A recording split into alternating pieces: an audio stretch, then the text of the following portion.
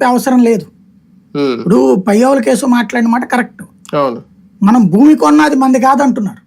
ఎక్కడ ఎందుకు అగ్రిగోల్డ్ ల్యాండ్ హాయ్లాండ్ ఉందండి. అగ్రిగోల్డ్ వాడు కొన్నాడు రైతుల దగ్గర. దాన్ని తీసుకుని లోకేష్ తీసుకున్నాడు అంటారు. అప్పుడు ఆ తర్వాత మాదేనని డైరెక్టర్లు వచ్చారు, మాదేనని మరి కొంతమంది వచ్చారు. లిటిగేషన్ 8,000 ఎకరాలది ఐలాండ్. ఎంత ఎంజాయ్ అప్పట్లో.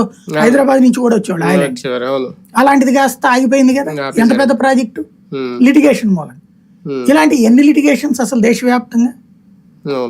మన ఇంటి పక్కన ఉన్నటువంటి గజం స్థలమే ఇంకోటి ఎవడో నొక్కేస్తాడు, ఇంకోటి కట్టేస్తాడు మనకి తెలియకుండా. కట్టేసి మళ్ళీ మీరే కబ్జా చేశారు మన దగ్గరకు వస్తాడు. ఇప్పుడు ఆ లెక్కలన్నీ తేల్చేస్తారు. ఫైనల్ గా మీదేంటి అవతలోడిదేంటి అనేది తేల్చేసిస్తారు. దీంట్లో ఉన్న ఒక అద్భుతమైన అవకాశం ఏంటంటే, మీరు కారు కొనుక్కుంటారు, బండి కొనుక్కుంటారు, మీకు ఇన్సూరెన్స్ ఉంటుంది కదా. మీ బండికి యాక్సిడెంట్ అయినా కార్కి యాక్సిడెంట్ అయినా ఇన్సూరెన్స్ కంపెనీ వాడు పూర్తి డబ్బులు ఇస్తాడు, లేకపోతే వెహికల్ మార్చిస్తాడు కదా, రిపేర్ చేయిచ్చిస్తాడు. మనం ఇప్పుడు 1 లక్ష, 2 లక్షలు, 5 లక్షలు, 7 లక్షలు స్టాంప్ డ్యూటీ కడుతున్నాం రిజిస్ట్రేషన్. కానీ అవతల లిటిగేషన్ వేస్తే రిజిస్ట్రేషన్ డిపార్ట్మెంట్ నాకు సంబంధం లేదంటది. వాడు వచ్చాడు డబ్బులు కట్టించుకున్నా నాకు సంబంధం లేదంట. అది ఒరిజినల్లో కాదు మేము చెప్పలేం, మీరు తేల్చండి అని కోర్టుకి చెప్పు. అది ఎట్లాగ అసలు దాంతో.